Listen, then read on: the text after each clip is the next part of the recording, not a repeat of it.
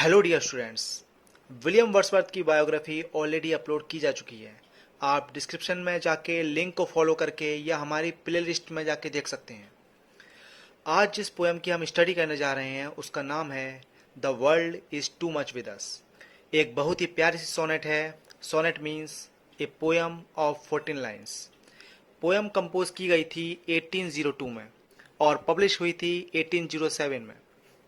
1807 में इनकी एक बुक पब्लिश हुई थी जिसका नाम था 2 वॉल्यूम्स। उसी बुक में इस पोएम को रखा गया था।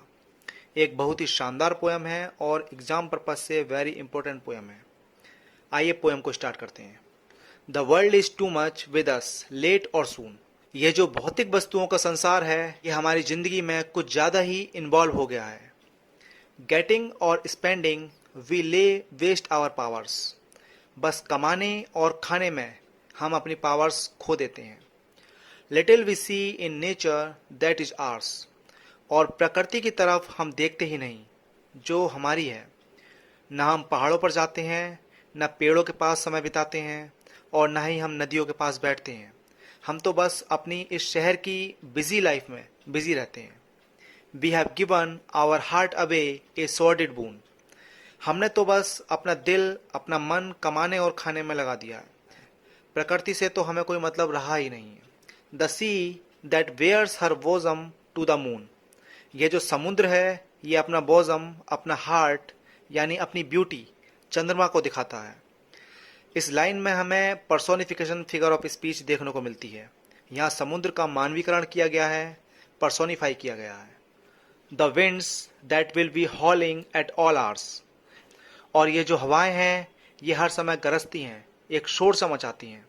And are up gathered now like sleeping flowers. और हम सब तो बस एक सोते हुए फूल के समान हैं। हम हिलते डुलते दिखाई तो दे रहे हैं पर वास्तव में हम मृत के समान हैं। For this for everything we are out of tune.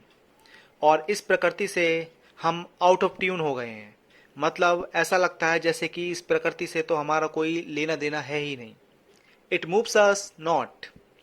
और ये जो प्रकृति है ये हमें यानी भौतिकवादी लोगों को मूव नहीं करती है। हम तो बस सोए हुए फूल के समान हैं।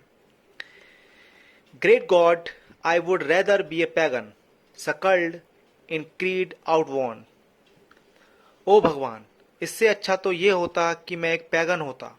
पैगन एक धर्म होता है, एक रिलीजियन होता है। इस धर्म के फॉलोअर्स नेचर की पूजा करते हैं। तो पोइट कह रहे हैं कि इससे अच्छा तो मैं एक पैगन होता, एटलीस्ट इस भौतिक संसार में तो ना फंसा होता। So might I standing on this pleasant lea. और अगर ऐसा होता तो मैं कहीं घास के मैदान में खड़ा होता, ना कि इस भौतिकवादी संसार में। Have glimpses that would make me less forlorn. तो उस घास के मैदान में मैं अकेले खड़ा होते हुए भी अकेला नहीं होता, क्योंकि वहां मेरे साथ प्रकृति होती। Have sight of Proteus rising from the sea. और अगर ऐसा होता तो मैं प्रोटियस से मिल पाता। अब ये जो प्रोटियस हैं वो एक सी गॉड हैं।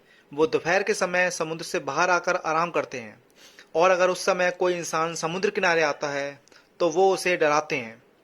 और यदि वह इंसान न डरे तो प्रोटियस खुश होकर उसे उसका भविष्य बताते हैं।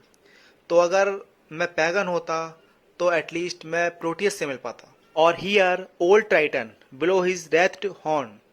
यह हो सकता है कि मुझे ट्राइटन दिखते और मैं उन्हें शंख बजाते हुए सुन पाता। ट्राइटन भी एक सी गॉड हैं। उनके ऊपर का हिस्सा इंसान का होता है और नीचे का हिस्सा फिश का होता है। जब कभी भी समुद्र में लहरें तेज हो जाती हैं तो ट्राइटन शंख बजाकर उन्हें शांत करते हैं। तो यहाँ ये पोएम यहाँ फिनिश होती है। अब इस पोएम से अगर कोई क्वेश्चन एग्जाम में आता है, आपको पहचानना है कि ये कोटेशन या लाइन किस पोएम की है। और साथ ही आपको कुछ वर्ड्स भी ध्यान रखने हैं, जैसे पैगन, प्रोटियस, ट्राइटन। अगर इन वर्ड्स को लेकर भी एग्जाम में कोई क्वेश्चन फंसता है तो आपको पोएम का नाम याद रखना है, the world is too much with us. एक 14 लाइन्स की ब्यूटीफुल पोएम है, यानी एक सोनेट है। कब कंपोज हुई? 1802 में। कब पब्लिश हुई? 1807 में। किस बुक में पब्लिश हुई? 2 वॉल्यूम्स। तो यहाँ पर ये पोएम यहाँ फिनिश होती है।